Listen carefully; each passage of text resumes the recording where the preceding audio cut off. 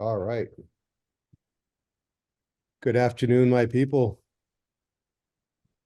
Welcome, everyone, and thank you for spending your Friday afternoons once more with us. My name is Victor Davila, and on behalf of the rest of the AIGA DEC Steering Committee, I'd like to welcome you to this month's event.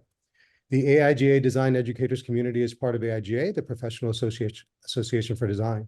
At the DEC, we work to create program and opportunities for design educators in K through 12, higher ed, and beyond. I'm excited for today's talk.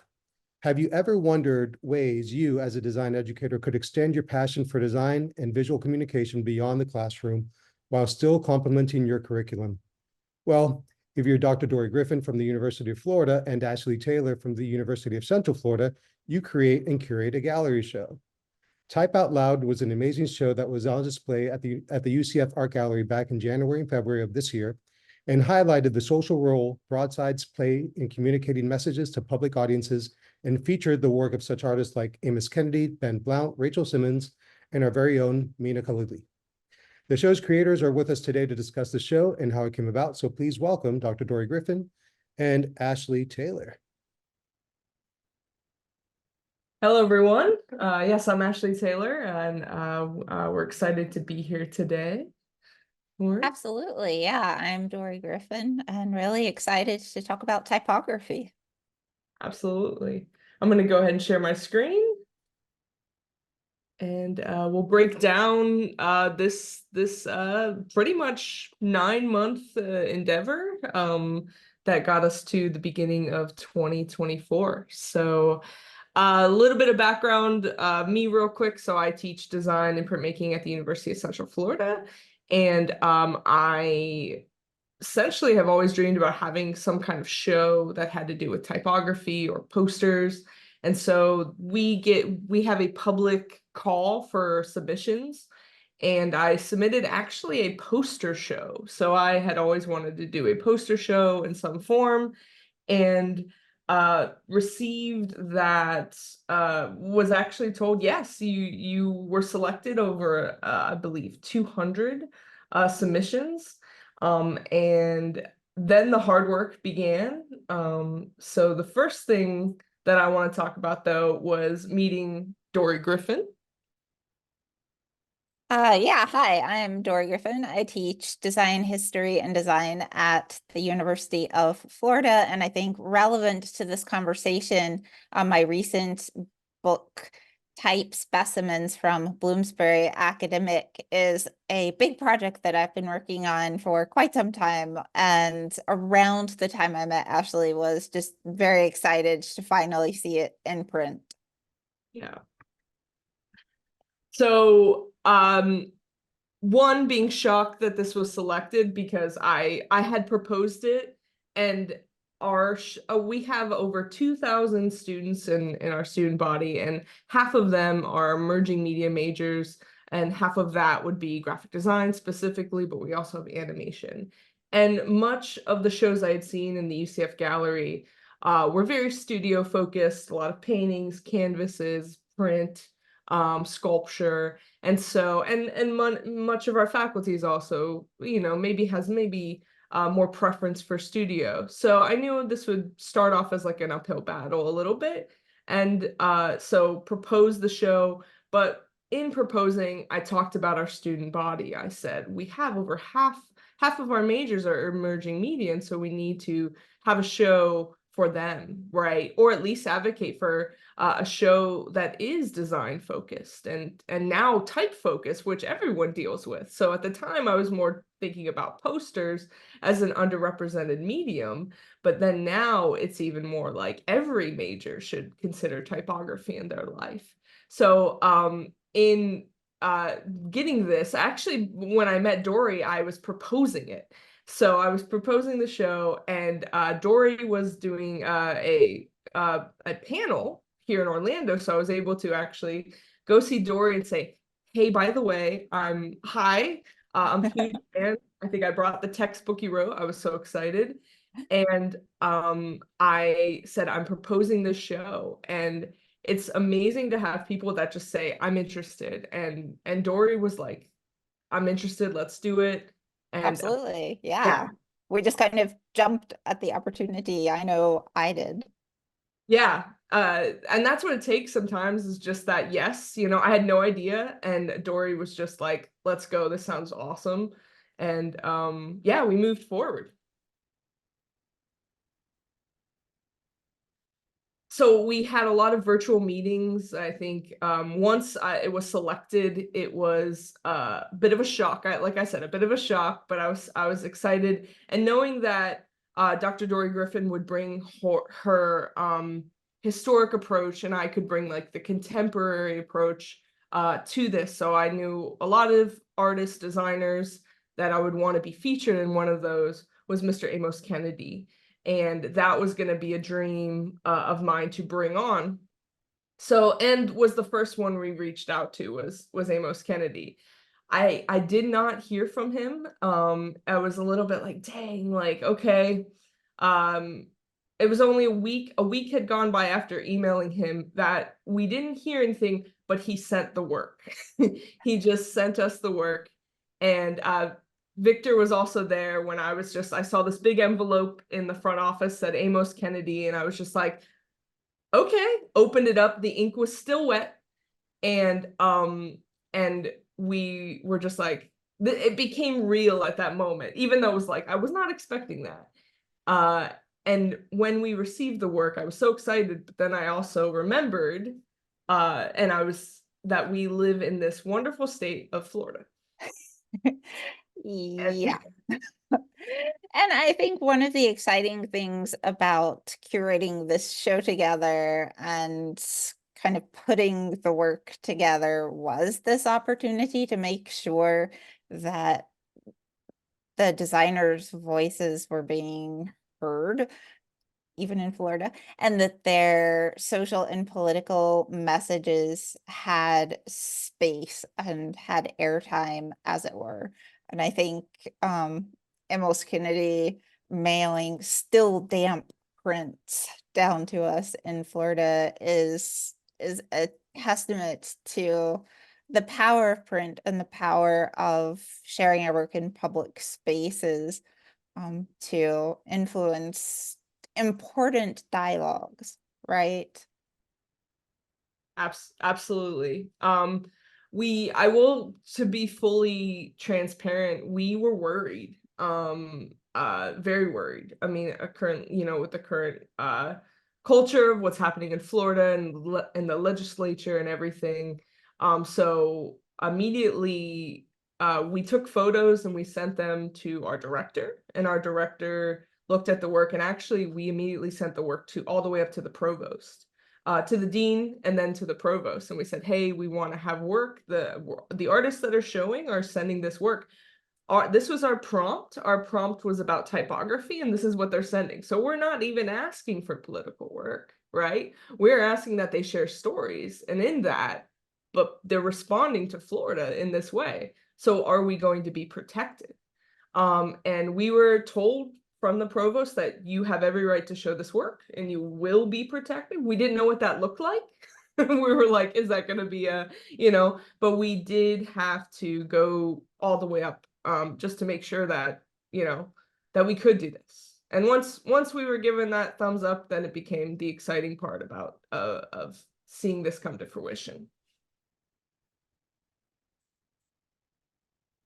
Most of the work in the show was all set in type, so it was important that the show be designed using the typefaces that our artists use, all set handset type, particularly a Gothic condensed. That was important to us in being authentic to everyone. One of the other major things would be we have a very large gallery. I wish the square footage is escaping me, but it is very big. And one of the other things was like, how are we going to fill this amazing space with broadsides and posters? Do we invite 30 artists? Do we go beyond typography? Do we consider other alternatives? And in conversations with the gallery director, it became that, well, we want to pay our artists. And so it was like, okay, it's important then we maybe keep the number smaller because we want to pay them for their work. And we let them submit however much they want to submit. So that was a big part of it. But I will confess, throughout the time, is every planning, every drawing I could come up with, I was like, are we going to fill this space? Like, is it truly going to fit in this very large gallery space?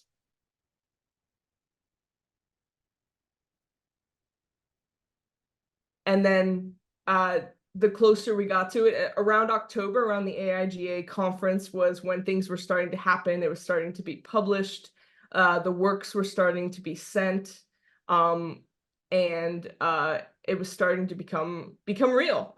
For several months, it was just a lot of planning, a lot of back and forth. And I don't give our gallery crew enough credit. Our gallery director, Shannon Lindsay, was really the backbone. She was bringing all the artists together, making sure their work was coming in, making sure it was every little, like, the contracts were signed and everything. We had just switched over to a new platform called Workday. I don't know if anyone's familiar with it, and it is a nightmare to work with.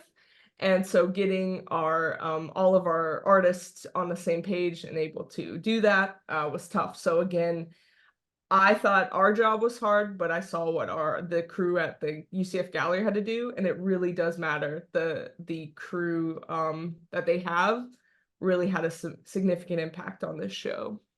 It's so important to have great people to collaborate with. Yes. Absolutely.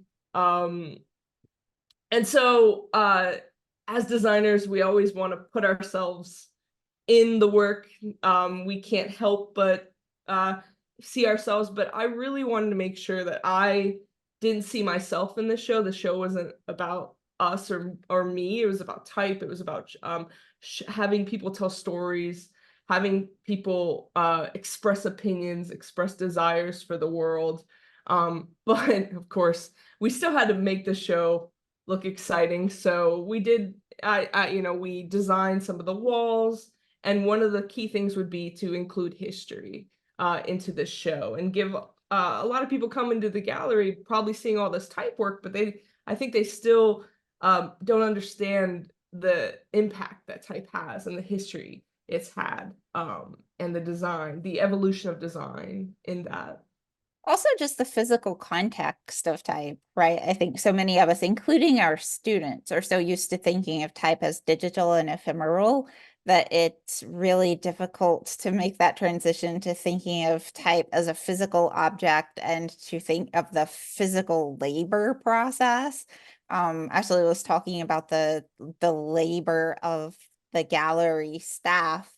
And in the same way, there were so many invisible laborers who were part of typographic history and were part of the process of making the work and releasing it into a public context. I think maybe I would have a slightly different view.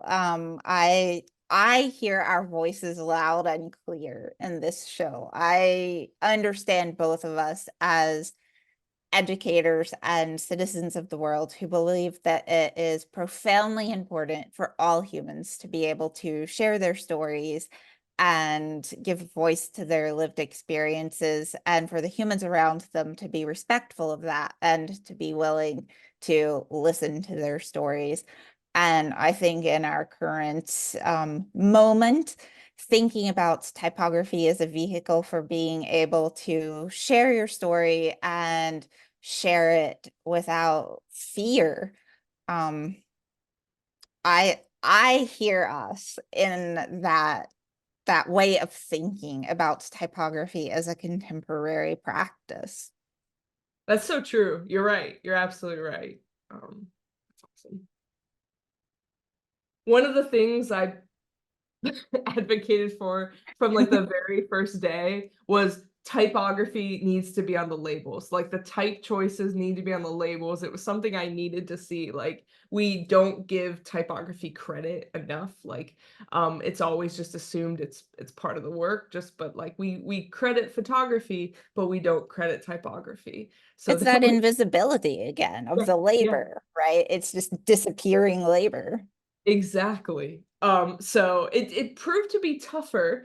Um, then there was a lot of back and forth, and a lot of us just like looking into, we didn't always get the typefaces, because I agree, I would be this, or I admit I would also be like, what type was that I used 5 years ago? I can't remember. So we did a lot of dissection and making sure that the typefaces were shown on all of the labels, and that to me is just a particular like prideful moment. That's like, yes, we had every typeface on the label. And so these are just some shots of the show. Dori and I can kind of go back and forth, but so the way we designed the beginning, so going back to the worry about being in Florida was, well, what can we do visually that can help us like prevent anyone from having any issues? Because we had thought, like, what if someone goes in there with a camera, starts streaming, and all of a sudden sees all this work? Or maybe they just walk by and they see, Amos Kennedy's work. So what we did was, when you get to the gallery, we actually made it a huge wall so that it blocked every part of the show. And that was really intentional with how we designed the show. Was just like, well, if you're passing by, you can't see in, and there was warnings everywhere, especially at the bottom. So we had little warnings like, this exhibition contains mature content, images, and language that may not be suitable for all audiences. One of the worries was like, type was, in imagery, there's a lot of metaphor you can introduce into things, but with type, it says the message, right? And so I was a little worried we wouldn't be so protected with a type show. So we did everything in our power to make sure we could do this thing and do it where we showcase the work, we celebrate the work, but we also protect ourselves a little bit too. Because the last thing I wanted us to do is get into trouble for such an amazing show.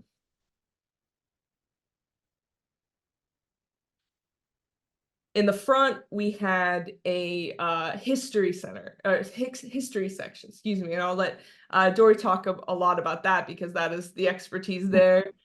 We also gave a little insight into printing. Some of the terminology that we hear every day as designers is pulled straight from printing, like mind your P's and Q's, or of course leading, and other terms. And then in the back of the show, we had a lot of the work on display. I think what was fun about this particular wall that you're looking at with the diagram and then the physical type is that so many of the visitors to the gallery were engaging with the physical type. Some of them maybe a little more carefully than others. Some folks would put letters back into the type tray upside down, for instance. But I think that experience underscores again the physicality of type and the work of type, and the intentionality that's required to set type and to release type into the wild, as it were. I also think this is an excellent moment to pause and think about the wall that counteracts the popular belief that print is dead, right? In our view, I think, especially I would say in my view, since I can really only speak for myself, print isn't dead, it really is alive. And that's not just about its quaintness or its beautifulness or the fact that if you want really exquisite wedding invitations, you should have them letterpress printed. Print is alive in a political sense and in a cultural sense as well. The designers who made work for this show very clearly understand that print is not dead. Print is alive. It's participating in our current cultural dialogues. It is perhaps going places that digital type isn't reaching, or maybe it's reaching viewers, readers in different ways than digital type might. And so thinking about print as a powerful vehicle for shaping public dialogue and contributing to public dialogue and participating in discussions about, for instance, the future of democracy.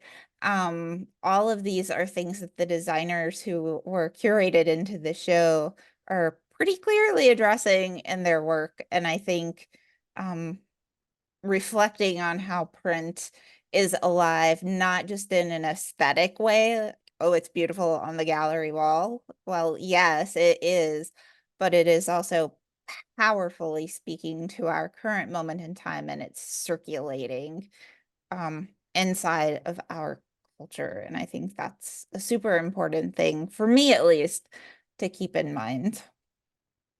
Absolutely.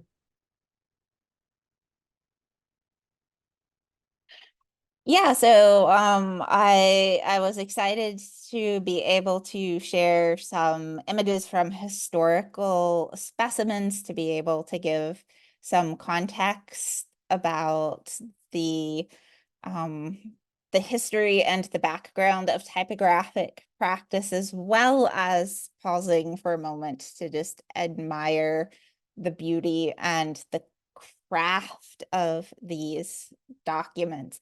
So seeing them and being able to examine them at scale on the wall was really fun. Oh, I think you're muted, Ashley. Oh, that's weird. I don't know how that happened. And seeing other people excited too about like Yes. like I look at this and I'm like, it's beautiful. It's worthy of being hung up on the wall. And other people also, like I saw so many people taking photos of this, and just that level of nerdism was just prevalent and really exciting for us.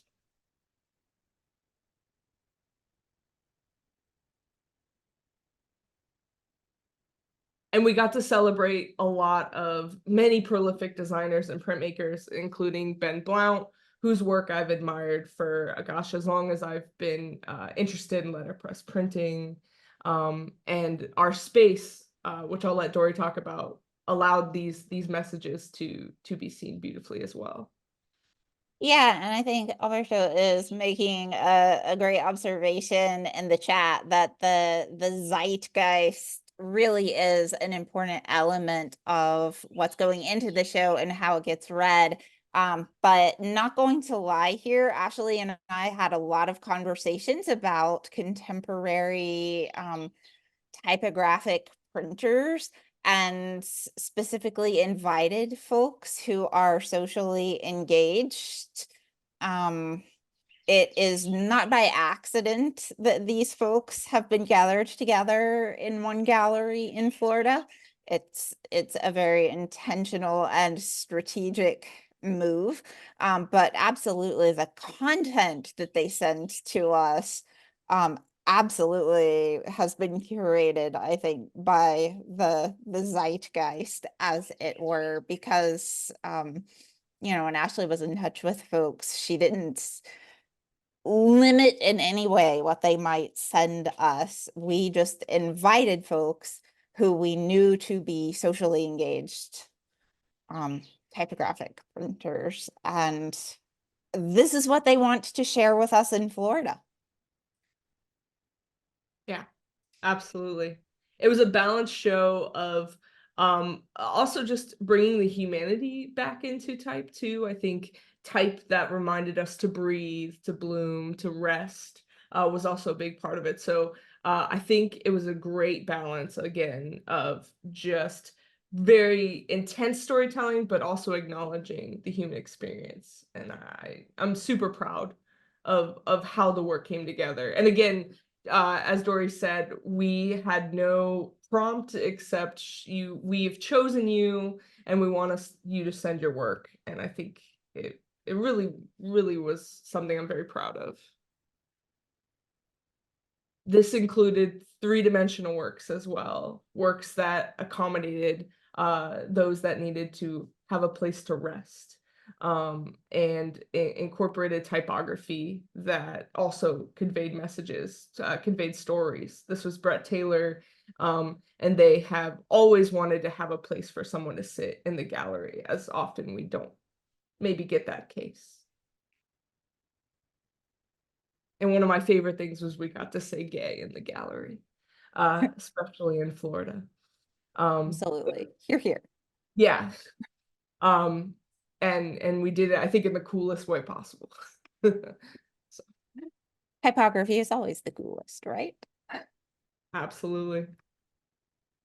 And as Dori mentioned, to me, it's always been a thing as a printer, and many of us are printers, designers, that we are always told what we're doing, it will die. And it's like, no, anything but. And this show is proof that we could tell stories, have messaging, and say who we are through the use of print and through the use of type that existed way before us.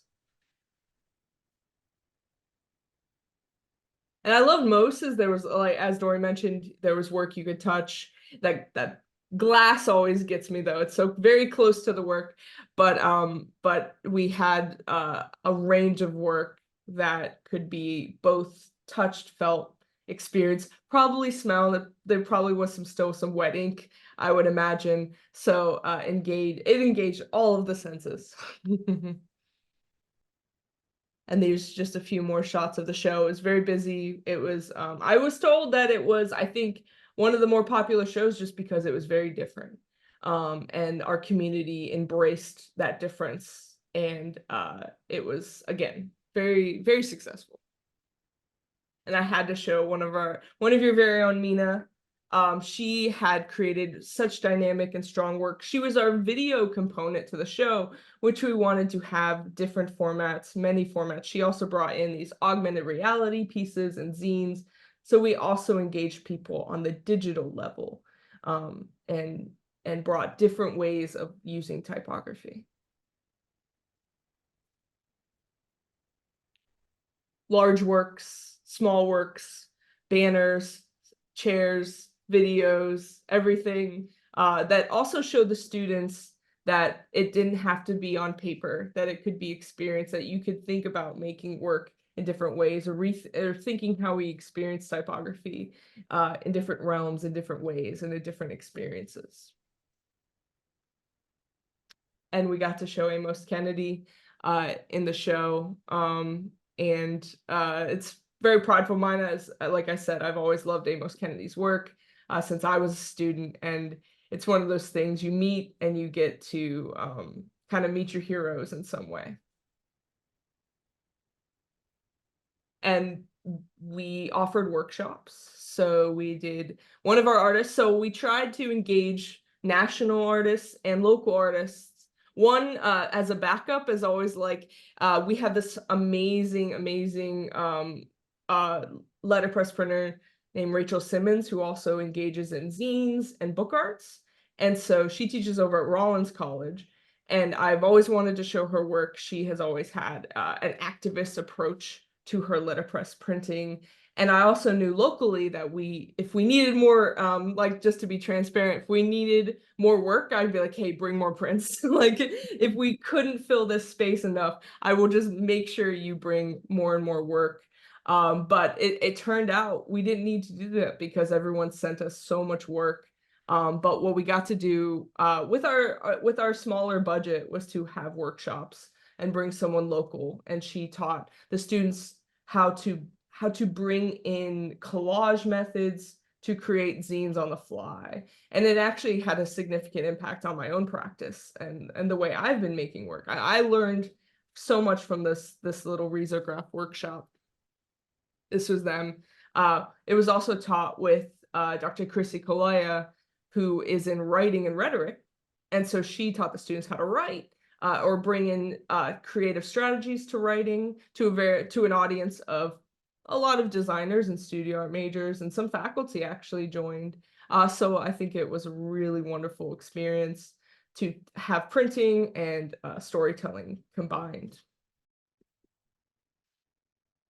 And then I was able to join for a virtual workshop, which we advertised nationally during the process of putting my book about type specimens together. Obviously, I collected tons and tons of open source images from type specimens, and the digital workshop was all about remixing and recombining those vintage and historical elements to send a contemporary message about who you are and what's important to you out into the world.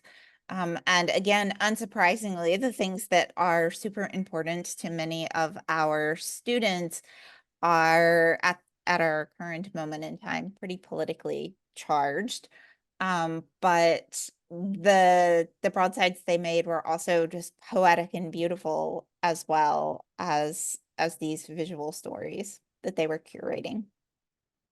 And what I love most is it allowed the students to create something in 30 minutes. And I think they get such anxiety with like, oh my God, I have to create something. But then they saw the result so quickly with such a wonderful way too, this virtual experience. So it was particularly a really fun experience for all of us.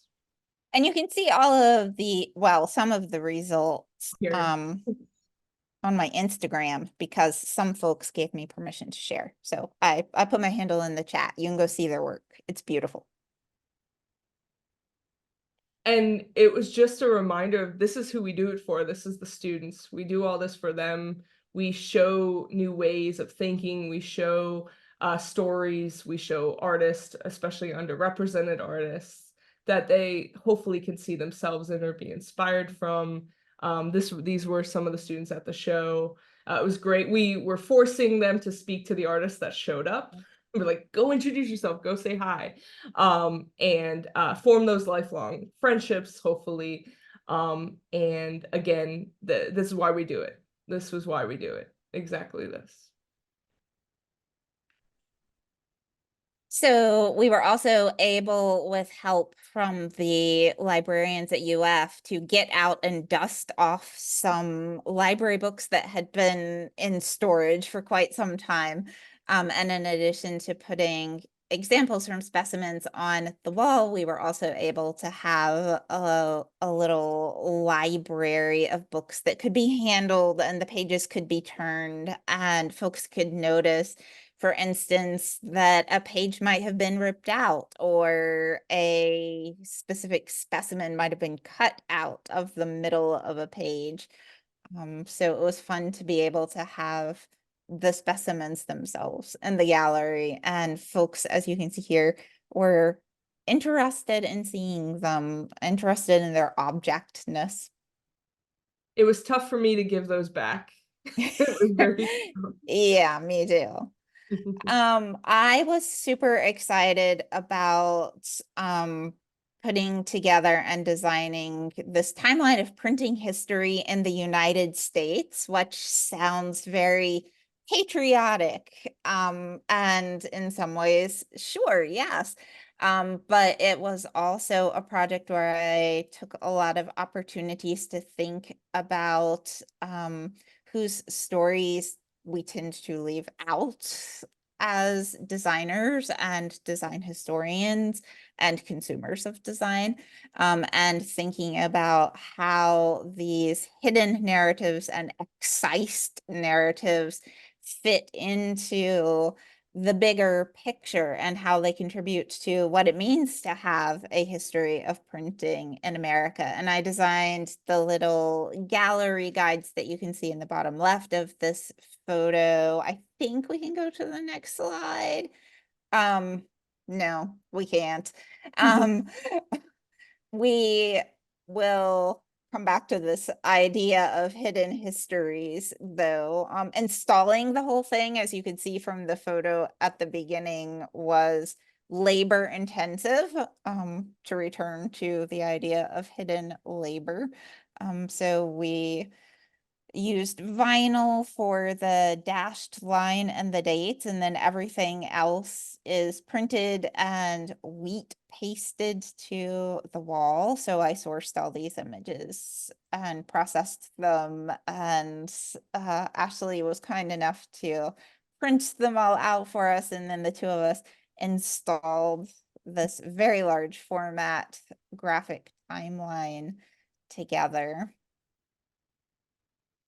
And students and gallery goers got it. They understood that they could unfold their gallery guide and turn it inside out and refold it to discover the hidden stories, the stories that have been excluded, the stories that we don't tell. So across the top row, you see like the thing that you pick up when you come into the gallery. And then when you turn it inside out, you get to reflect on a timeline of American printing history that's really about asking ourselves whose stories have been written into and written out of our collective histories, who is allowed to tell their stories and whose voices are silenced, often violently.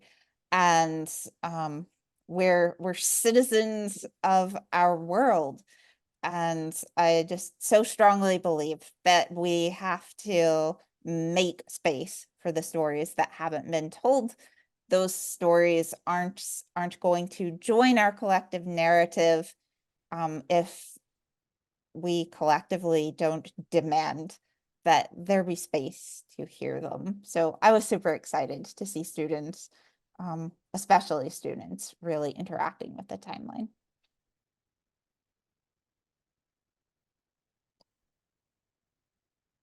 And we think it was a beautiful show.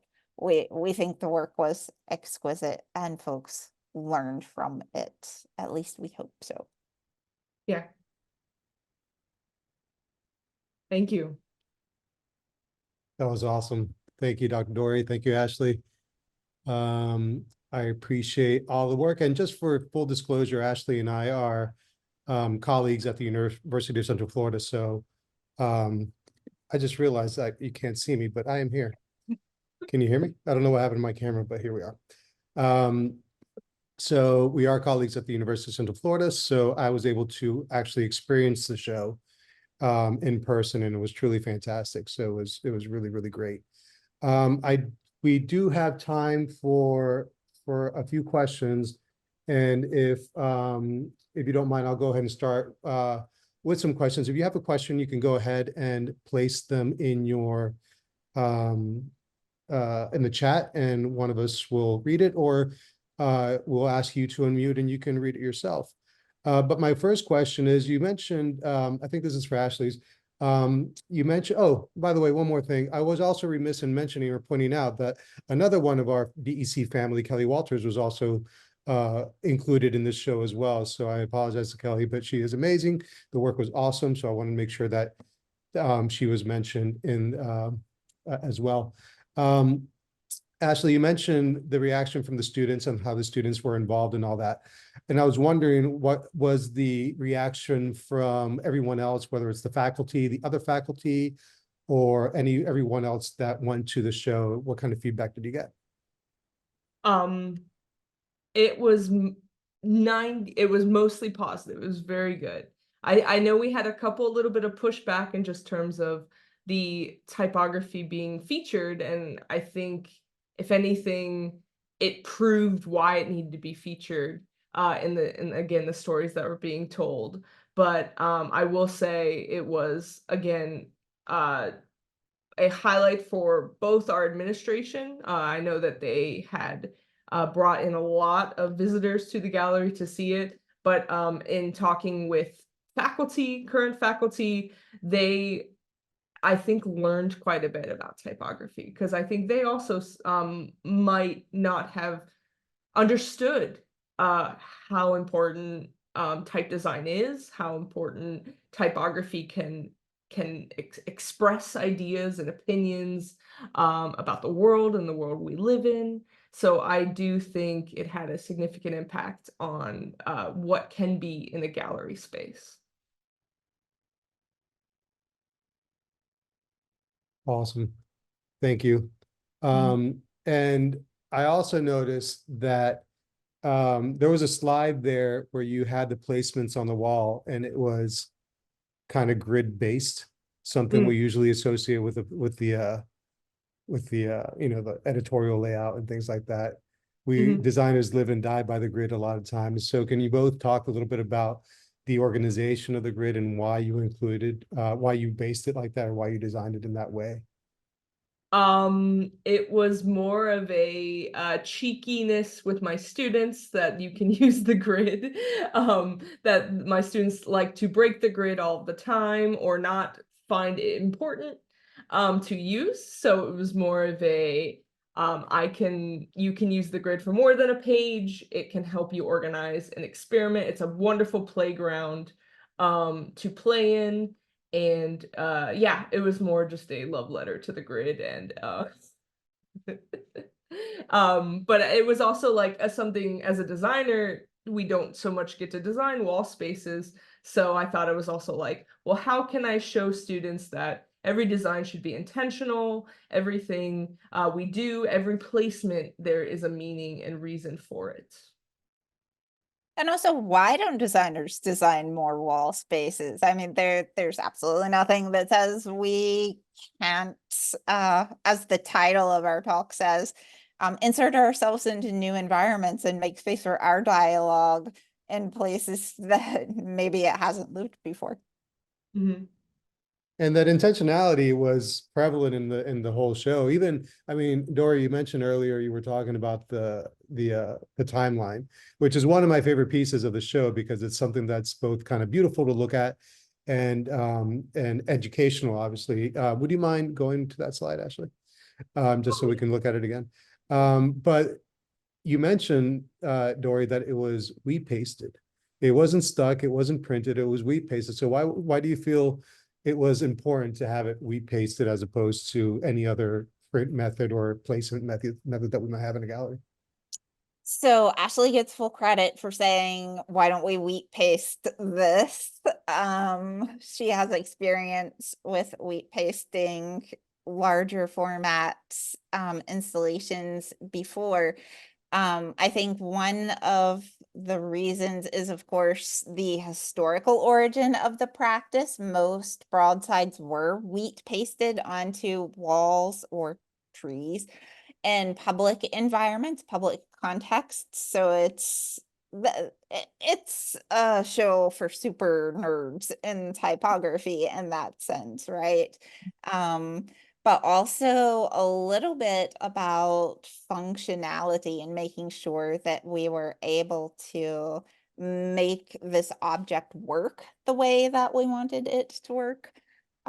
Something that I spend a lot of time talking with my students about as well, like what are the tools that are available to you in order to achieve the communicative goal that you have in mind. And I wanted folks who came to the gallery to be able to feel at least a little bit immersed in typographic printing, as well as to be able to show some really key moments from the emancipatory movement, from early African American printing businesses, from early Indigenous American newspapers, from early feminist publications, being able to use scale to make the point that our histories are more complex than we are being asked to perceive them as being. And wheat paste was a great way to just physically make it happen. So kudos to Ashley. It's a low budget way to do it. I think we paid you know, for the paper, which was a mulberry paper, very thin, that could just be kind of flexible, that you could paste into the wall so that it was seamless. Yeah, we didn't want anything to get in the way of you seeing the work, and so we felt like if it's right on the wall, there's no sheen to the paper, it almost is like in the wall. And I think it looked that way. It really did, so that the work could just be seen at such a large scale for a small budget. I think, you know, I think we spent about, I want to say $60 on the paper, and then, you know, a little bit for the glue. So under $100, we had a very large 30-foot wall covered in imagery. So. And as someone who is a visitor to the show, once you kind of realize that and notice it, it kind of elevates that whole space a little bit more because you're like, oh, wow, that's really cool.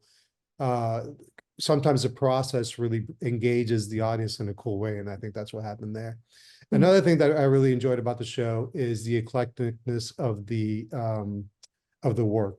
Obviously, we had the timeline, we had the letterpress, we talked about the different sizes, but then we go into the back, for instance, and we had Mina's video installations with motion typographical work.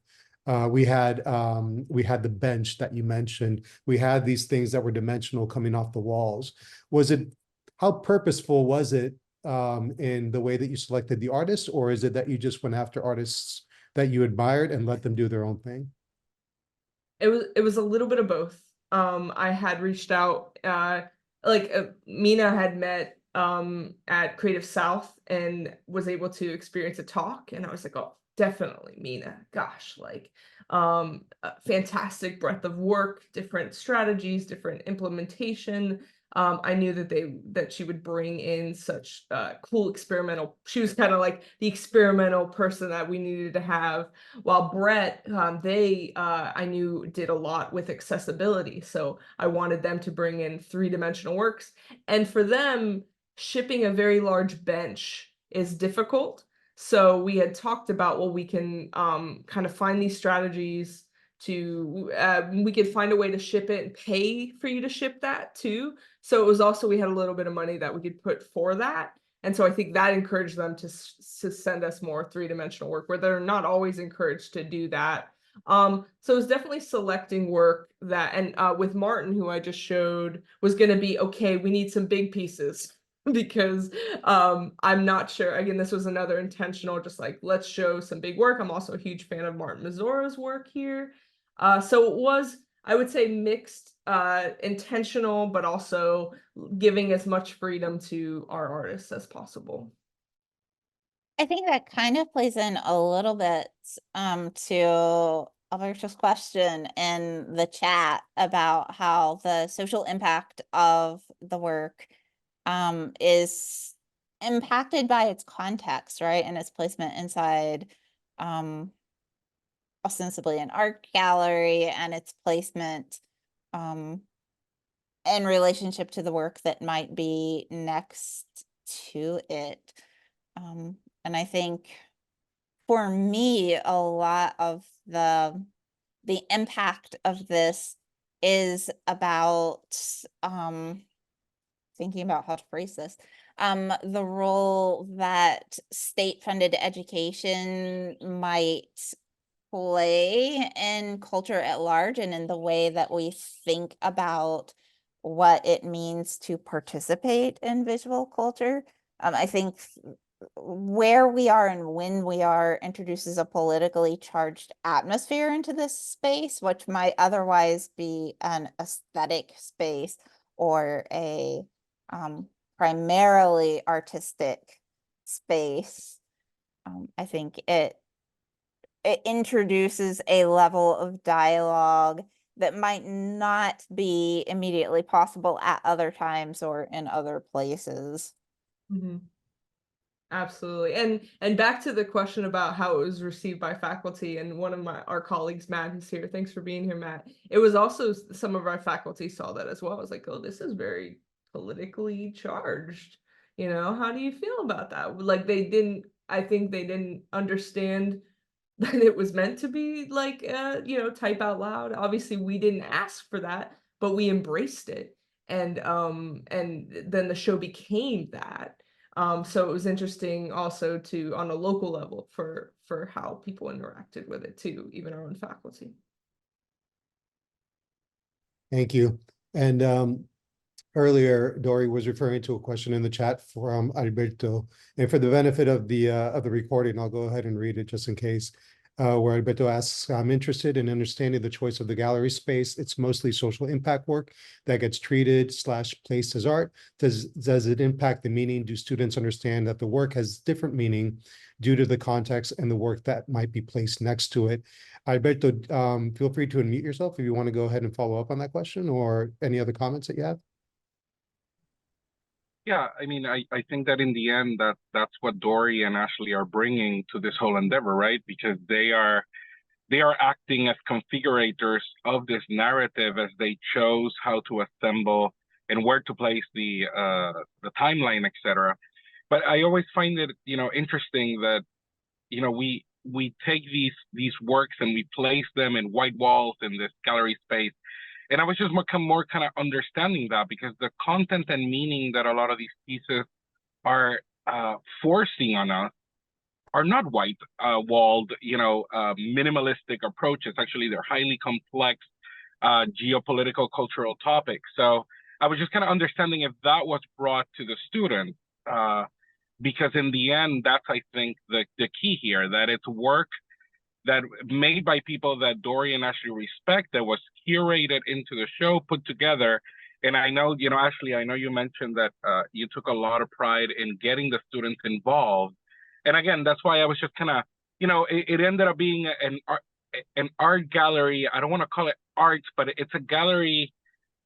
Again, I'm just kind of working through my own thinking of how this work's meaning gets changed by the choice. And I know that Dori and Ashley did a lot of effort to create a narrative, which in the end is the meaning of the show itself. Mm-hmm. So I I mean, can again, only I speak. love the show. This is not a negative criticism at all, because I love the show. It's more of I'm working through the thinking of, now that I'm hearing all the explanation of the kinds of works that are there, and I was not lucky like Victor to walk through it. So I'm Absolutely. just reacting to what you're showing. Mm-hmm.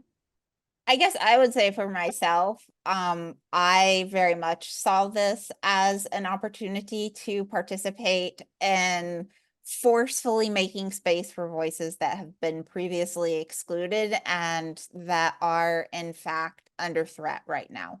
And whether it was on a billboard or in a gallery or underwater at an aquarium, I'm there for it. Sign me up. Is the gallery the best space for this work? That's, like, as you say, a really complicated question. I know that my students understand that people who look like them and sound like them and have life experiences like them have been excluded from the historical narrative of design, that they are underrepresented. That is not a surprise to them. And so I think being able to have a moment where they see another designer with whom their experience and their identity can resonate. I know for a fact that that registers with my students. And like I said, no matter the environment, sign me up. I'm there for it. Mm-hmm. Yeah, same. I've always loved undermining what things are. And so I always wanted to undermine what a gallery is viewed as. It's really a big space for us to put a lot of work in and show some really cool things. In a post-COVID world, it's harder to get these spaces. And so as faculty, it was like, I'm in a position where I have a good chance of getting a big space with a good crew and tapping into resources. So UCF was able to provide us with, and Shannon Lindsay, the gallery director, was able to provide us money to do this. So it was really just tapping into resources and getting it as close to the students as possible. Because even then, sometimes they miss the gallery. They forget that we have a gallery. So it was really just getting it as close to their eyes and to the community's eyes too, because we had a lot of people from the university as well, who we often don't always get to share different perspectives with, or maybe they don't see us as a formidable research component to this university. And I think this proves that that type can have impact in this way. So it's very special. Also, we are totally open to people inviting us into whatever space you've got access to, right? To have a reprise. So yeah, get in touch with us. We might say yes. Well, then on that note, Lisa has a question. I don't know if you want me to read it out, Lisa, or you want me to say it on your behalf? All right, go ahead. No, I can do it. So I was just wondering if you could give us an overview, and it can be very overview level, of the budget. I've always wanted to curate a show in this kind of way, and I have no idea how to even begin. right? Like what kinds of things that would cost. I was very intrigued that you also found it was important, of course, to pay the artists. So just a high level idea of what it cost would be really helpful. Absolutely. So that is full credit to our gallery director, Shannon Lindsay, who also believes in paying.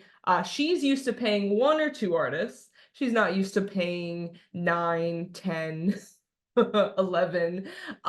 So the full budget, I believe, was a $2,000, which we used. We divvied that up so that I believe each artist received about $350. So at least it could help cover some shipping, any aspect of that, and then pay our speakers as well. So a little bit of stipend for them, too, for the workshops. And then the rest was advertising, so just some banners and things like that. Now, any type of printing, we just, luckily we have a risograph printer, so we were just like risograph printing things or letterpress printing stuff. So it was just small budgetary for printing on paper. And then I'm trying to think of other, and yeah, it was and then the materials for like the timeline and things like that. So it was a smaller budget, so it was about $2,000, and I think it mostly was to pay the artists. Yeah, I used my honorarium to pay my grad students to fold all the gallery guides because I was like, this will take me 3 weeks. So I paid my grad students to do that invisible labor. Yeah. And it looks like you already have some takers as to what schools we can go to next from Katie and Richard and Natalie. And speaking of Natalie, Natalie has a good question too. Natalie, if you want to go ahead and unmute yourself, you can go ahead and ask. Yeah, I was just curious, like if you do, obviously this exhibition sounds like it's got opportunity to travel, but you do like the second iteration of this, like what would you do differently? What did you learn in general? Because by trade, a lot of us designers aren't usually doing curatorial work. So what would you do kind of differently with the process or just with putting together the show? Ooh. I will have to think about that. I'm so like, this is where my mind goes, so it's gonna sound, but I'm always thinking of like the next thing. And so I want to do a show on symbols now. So like of course it's another typography show. Yes, absolutely. But I was like, ooh, what is another underappreciated is symbols, which would go a little bit more into some icons that aren't seen as much. So that was where, of course, my gut instinct was like, oh, in this space, what it would be. But I would love to see this show also evolve, and in 10 years or something it would happen again, and seeing where type design, I think, would be the next thing for me, would bringing in more type designers and having them be featured. What about you, Dori? I think if I were going back to the beginning, I would have this thought about we could maybe look into how this show might travel, especially around the South. And have that thought earlier in the process, because to make that happen now would be a lot of backward engineering. Not that it's not possible. I think it's super possible. But if we had been clever enough to have that idea even 6 months ago, it would be a very different proposition. Agreed. Awesome. Thank you, Natalie. We have time for maybe one more question. If anybody wants to go ahead and unmute themselves, they're welcome to ask, or raise your hand and I'll go ahead and call you if you want to go into the whole class environment. Anyone? I'm All right. curious about Lisa's cat's name. I'm sorry. It's Ivan.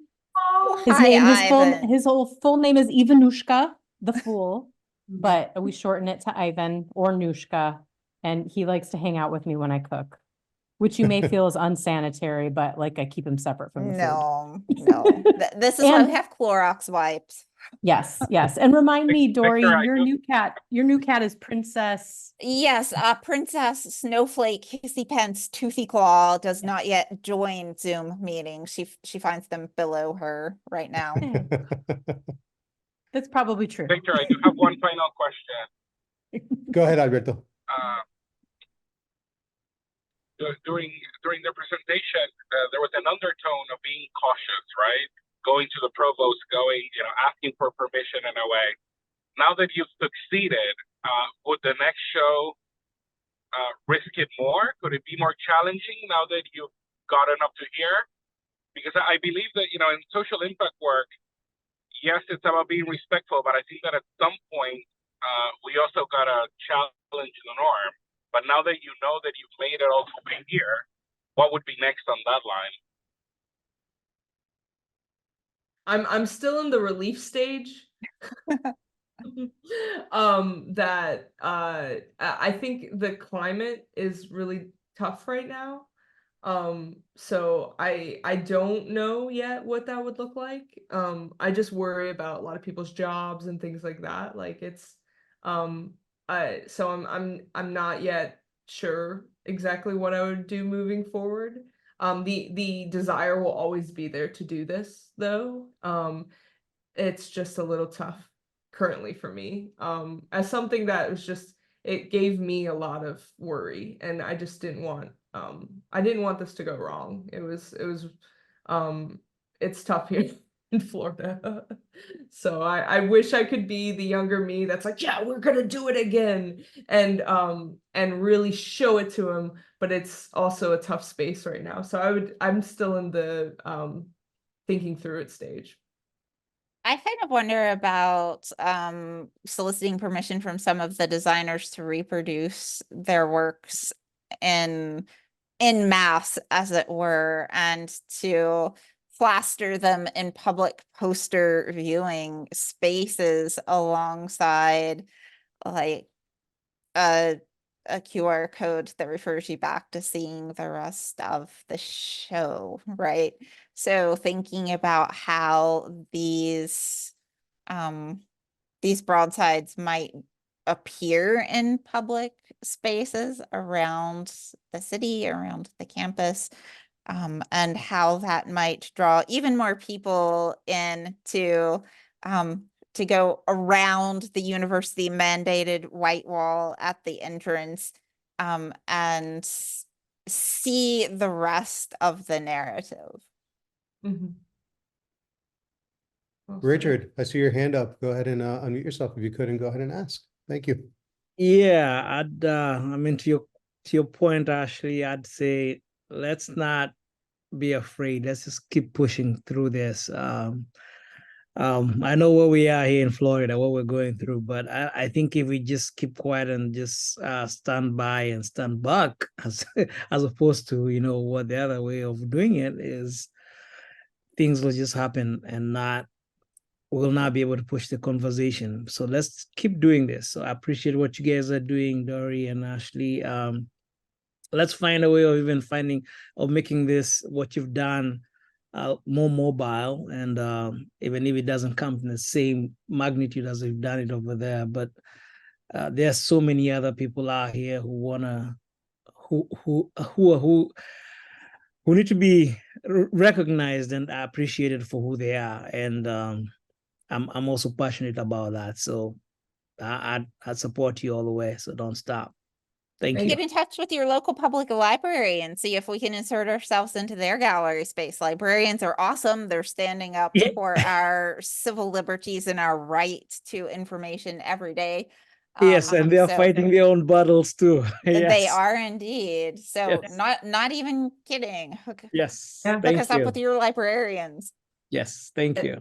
And I think much of this was it felt a little bit pioneering, like trailblazer, trying something new. And I think now with this under our belt, it gives us more power to be heard, and we can bring more marginalized voices into this, because I think it was just a start. So yeah, absolutely right. Absolutely right, Richard. Well said. Thank you, Richard.